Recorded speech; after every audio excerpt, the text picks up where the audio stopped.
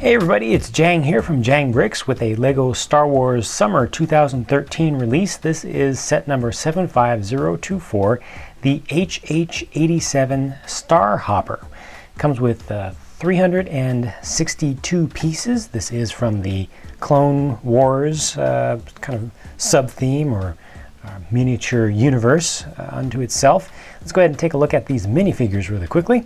This figure here is new to this set, and I'm pretty confident it will remain completely exclusive to this set. I don't think we'll be seeing another release of this character. This character is called Rako Hardeen, the Bounty Hunter, also known as Obi-Wan in disguise. You'll never see another Obi-Wan who looks like this. You can see he has a really tattered kind of torso piece, and actually much nicer print on the legs, and then he's got the fake tattoo going on, markings on the face. He's got a long blaster which is augmented with a little lightsaber hilt to turn it into a sniper rifle.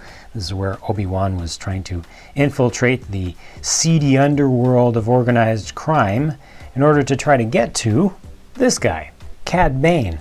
He's one of the more memorable characters, non-core characters, I think, to the Clone Wars series. So I'm actually very happy to have him as a minifigure. For true fans of Clone Wars, I think this is a good one. For folks who are just fans of Star Wars in general, this guy a little bit on the forgettable side, but he definitely had a unique personality and affect to him. Now the Nikto Guard, Star Wars fans have seen long ago. He actually was a pretty well-known 2 3/4 inch action figure from Return of the Jedi. However, I think that true collectors will not be as much of a fan of this character here, or actually this figure here, not just because it's Lego, not just because the print is a little bit on the plain side, but because it's the Clone Wars version of a Nikto Guard. And in Clone Wars, they just made him nowhere near as gritty and amazingly disturbing as the original movie version. So it's cool to have another figure of him, but I prefer the more original, more authentic versions. This set comes with a small single-seat speeder. They call it a pirate speeder. Very simple, straightforward looking, speeder bike sort of design. Effective design, small number of parts, but looks pretty good. Has this joint here that kind of wobbles around a little bit, but you can adjust that down a little bit if you want, or just kind of leave it in its natural position. You'll see how this one actually works with the main vehicle, the main craft, in just a minute. The Starhopper I like a lot. It is a color scheme that you won't see used in vehicles very frequently by LEGO or in craft of any sort. I like the color scheme. It's just trying to follow what was actually in the show, but it's well executed. I think it looks good. Got some nice lines on it, nice angles, like these vertical stabilizer kind of plates. Handful of stickers used on this one, not too many, but I think the right amount for this set. It just looks good from so many angles. I don't know. I don't know how much I can really say to it, how many words I can put to it. I just personally, subjectively like the design. Now it does have a couple of flick missiles, which are remote activated over on this side. You got a couple more on this side, so that's good. That's good for your playability, very important. When this thing comes in for a landing, so this is its normal version right here. When it comes in for a landing, the wings can actually fold up to make it take up less space in a docking bay, kind of like the old Imperial Lambda shuttle. And that's nice too. I always like to have the folding wing action one way or another, whether you're dealing with spacecraft or more realistic Earth-based aircraft, things like the F-14, that's always a cool thing.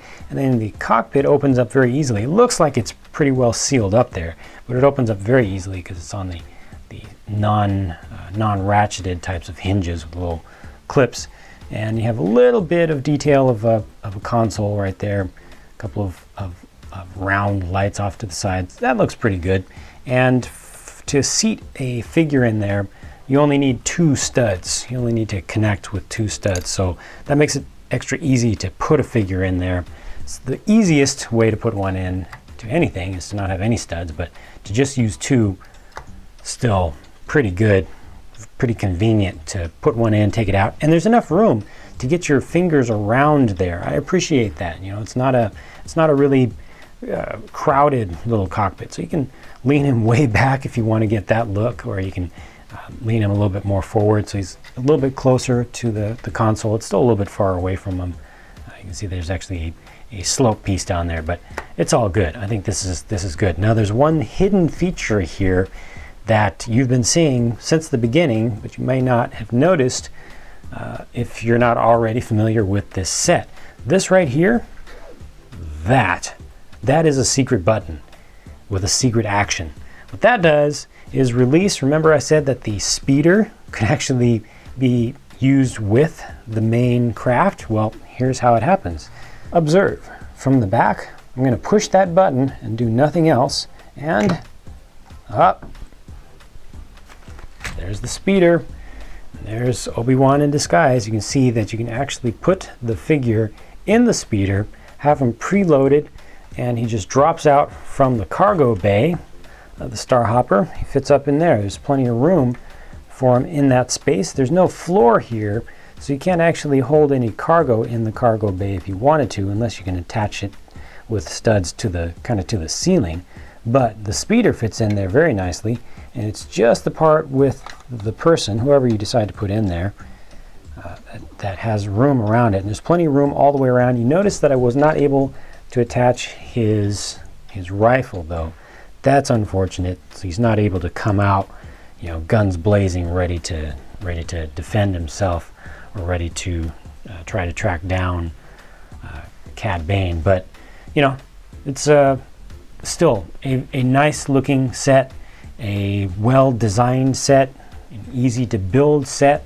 Has some interesting minifigures, not my favorites by any means. I don't like the Clone Wars kind of style for the minifigures in general, but they're still not too bad, and Cad Bane is definitely an interesting character, even if the figure is a little bit on the simple side. So 362 pieces with this one, and it costs $40 in the United States. Again, I feel just a little bit high. I mean, the price per part is okay. It's a little on the high range of normal. It's not unusual.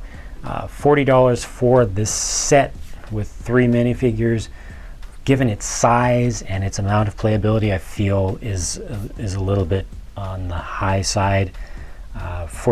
Given the build, having actually seen the build, I didn't build it. My fiance built it, but you know, seeing how it's built, it does feel alright. So on value, I'm a little bit positive, a little bit negative on it. You really need to decide for yourself what you think about that. Of course, if you can get this cheaper, if you can get it on sale, or if you can get it with a coupon or some, you know, Lego VIP rewards that are stored up or something, if you can get it for 30 bucks, then I think you've got a very, very good solid deal. So that's it for my review of this one, set number 75024, the HH-87 Starhopper. Thanks for watching. If you want to see other reviews that I've already done, be sure to check out some of the ones in the archive on my channel.